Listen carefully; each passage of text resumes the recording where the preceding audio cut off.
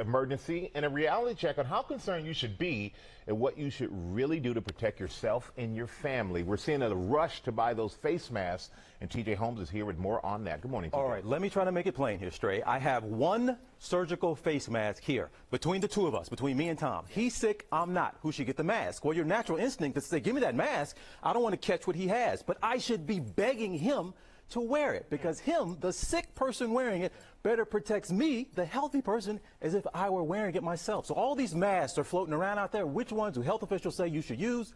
None of them.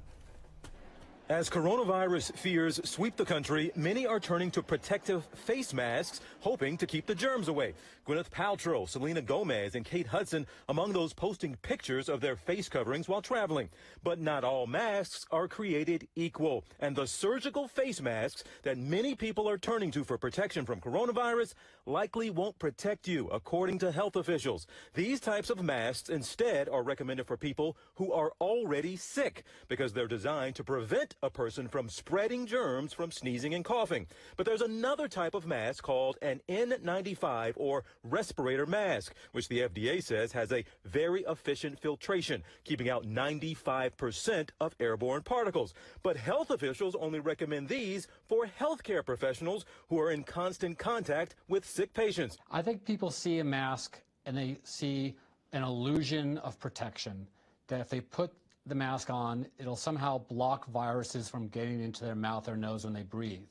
That's just not the case. Anyone who does not have a respiratory illness, meaning a cough or sneezing, should not be wearing any type of mask, whether it's a surgical mask or a respirator. But that hasn't stopped the public from buying up masks. Stores and websites sold out.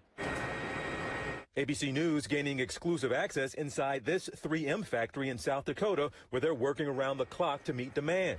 Amazon even reportedly warning third-party retailers that are taking advantage of this mask hysteria, raising prices by more than 400%. Health officials are preparing for a potential shortage. The masks should be for the healthcare workers. The public should not be buying masks. And believe it or not, by wearing a mask, you could be putting yourself at even more risk. People do not use their masks correctly. They play with it. They wear it too long. They rub their nose underneath it. You hear that, folks? You could be making it worse by wearing a mask, putting yourself at greater risk, because what do you do all day? You're doing exactly what they tell you not to do. You're touching your face all day and getting sick.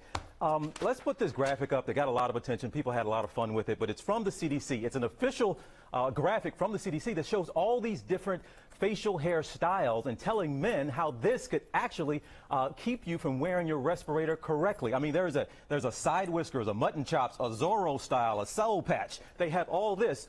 But folks, this was put out years ago.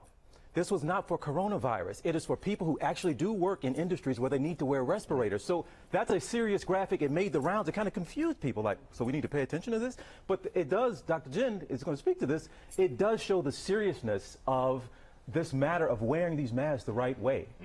100%.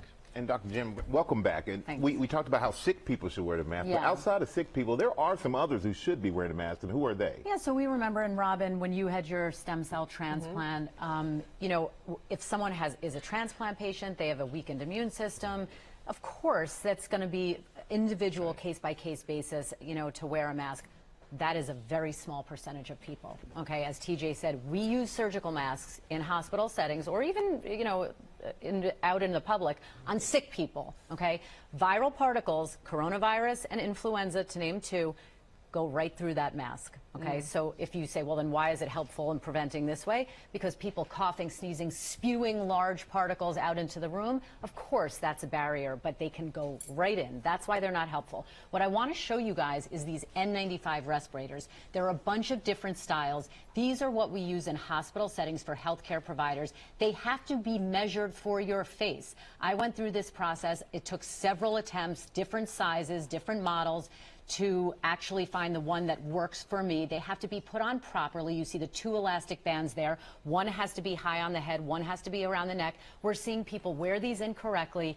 These are not for lay public use. I know it drives you crazy when you see the video and people are wearing them incorrectly. Yeah, and to be clear, Robin, if people really get sick with anything, not just coronavirus, and they can't go to a hospital and have healthy healthcare workers take care of them, we're in a much bigger situation. Something to keep in mind. Yep.